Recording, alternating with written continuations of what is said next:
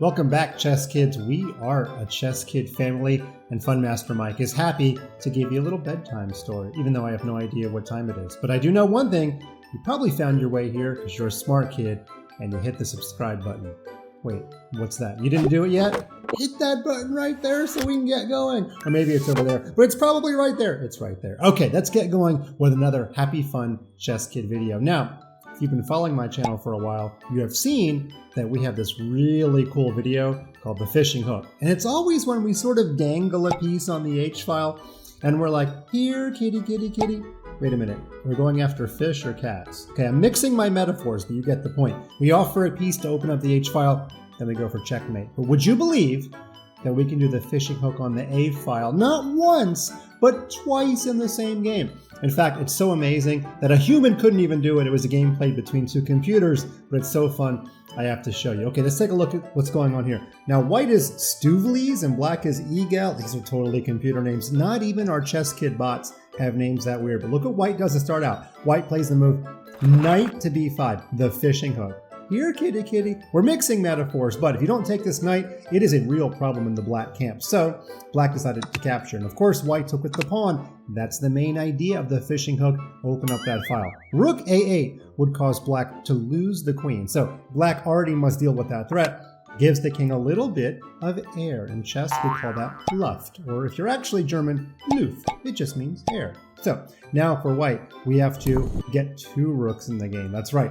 White's going to bring the other rook over to the A1 square, and suddenly black's going to be in big trouble. In fact, it's going to be basically mate in two, because we're going to move this rook up, and the king is going to walk, and then the other rook's going to move up to A8. If you can follow all of my crazy arrows, you can see that would be checkmate. So what does black do? Black moves the king up. Sometimes that allows black's rook to come behind and offer a trade.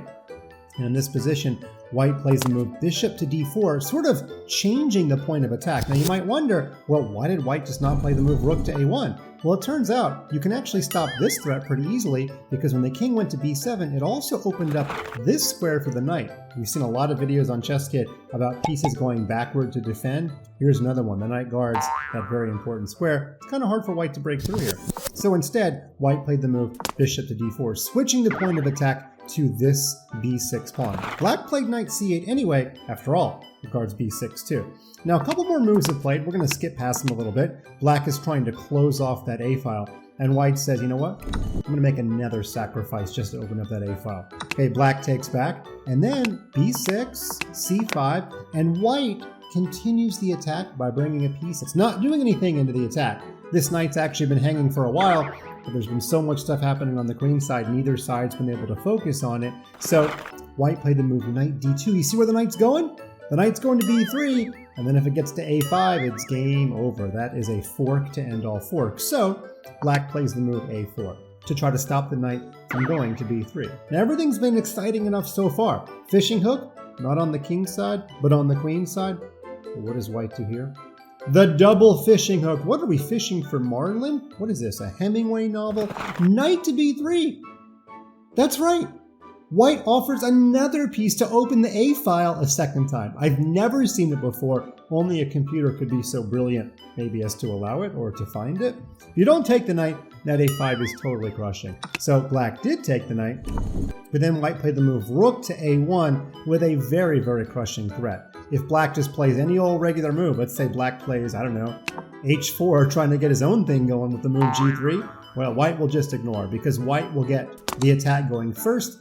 Bishop a6 check. Clearly the king doesn't want to walk to the open file, and if the king goes back to this square, then your queen just travels up to f4, and this diagonal is such a big deal that I don't think black's going to survive. Black can try the move knight to d6, but without getting into all the specifics, white would be for choice with all of the attacking possibilities here. That's not actually what happened in the game, but white did end up winning by breaking through on that A file, and it actually took him quite a number more moves to win. But the double fishing hook, I was so excited, I had to bring it to you. Thanks so much, Chess Kids, for joining me. Come back soon for more happy, fun Chess Master time.